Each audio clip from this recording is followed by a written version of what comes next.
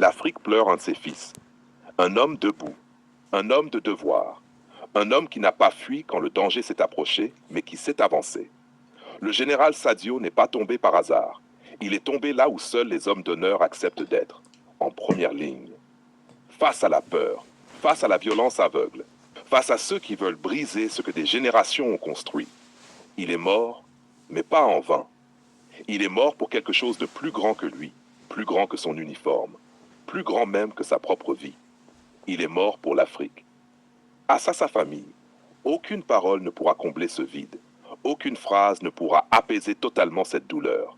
Perdre un père, un fils, un frère, un mari, dans de telles circonstances, c'est une blessure profonde. Mais sachez ceci, il n'est pas parti dans l'oubli, il n'est pas parti dans l'anonymat. Son nom restera, son courage restera, son sacrifice restera. Et dans chaque silence, dans chaque regard fier, dans chaque hommage, il y aura une partie de lui. Vous n'avez pas seulement perdu un proche, l'Afrique a perdu un pilier, et l'Afrique se souviendra.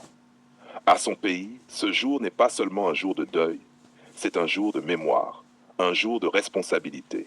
Parce qu'un homme comme lui ne meurt pas pour qu'on baisse la tête, il meurt pour qu'on se relève. Il meurt pour que la peur ne gagne pas. Il meurt pour que la dignité reste debout. Il meurt pour que la nation continue d'exister, libre et souveraine. Son sang versé est un rappel. La paix a un prix, la stabilité a un prix, et certains paient ce prix de leur vie.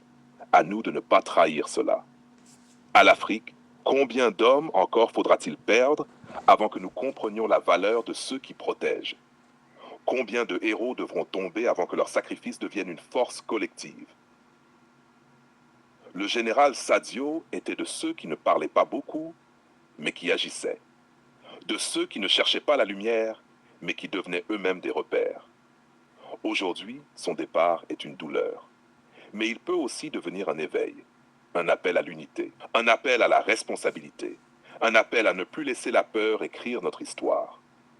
Le terrorisme enlève des vies, mais il ne doit jamais enlever notre humanité, ni notre dignité, ni notre mémoire.